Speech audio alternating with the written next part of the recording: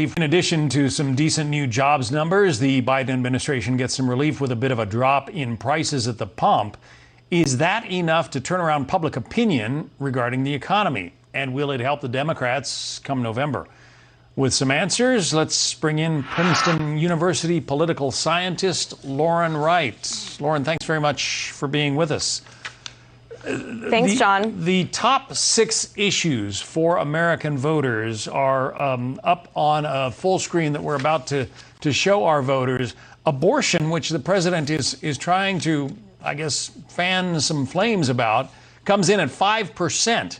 Inflation is the top issue, according to this Monmouth University poll, at 33%. Gas prices, a little under half that, 15%, and the overall economy at 9%. So where should the president, in your view, be focusing his efforts right now?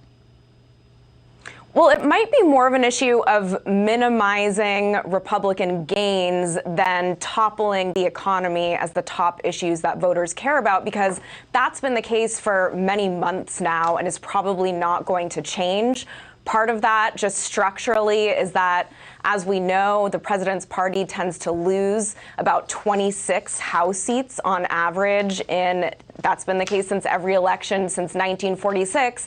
And on top of that, voters tend to blame the president's party for economic conditions. So those are uphill battles. However, there's also been some polling evidence lately to suggest that on the margins, the political situation is changing for Democrats. So if they keep talking about abortion, if they keep talking about the Dobbs decision, which is unpopular overall with Americans, they might be able to prevent some of those Republican gains that seemed all but inevitable lately. Where do you come down on the Senate projections? Republicans have high hopes of winning back the Senate. Can they do that?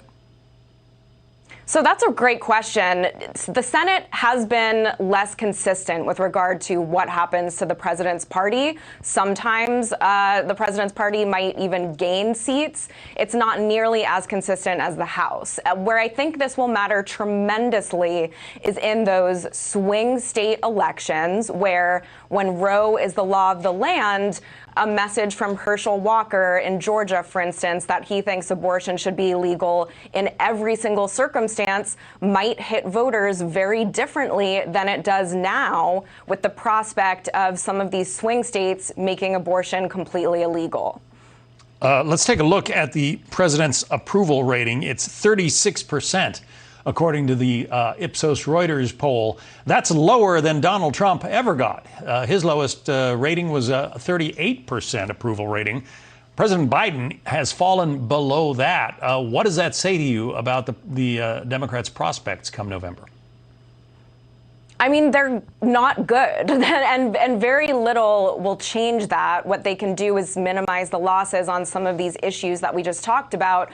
But really what historians and political scientists like me will ultimately look at is the average approval rating over time. So at this point in time, which is very important because we're heading into an election, that's a very low rating, and that's a very bad sign. But what we know is that when some big decisions come out, major news events, polling could be inconsistent. And we also know that polls are not predictive of election outcomes, for instance, until the final days. So not much Biden can do about this, especially with regard to economic conditions. But if Democrats pay attention and emphasize the abortion issue, for instance, maybe they can keep some of those seats that they would have otherwise surely lost. Princeton University political scientist Lauren Wright. Thank you.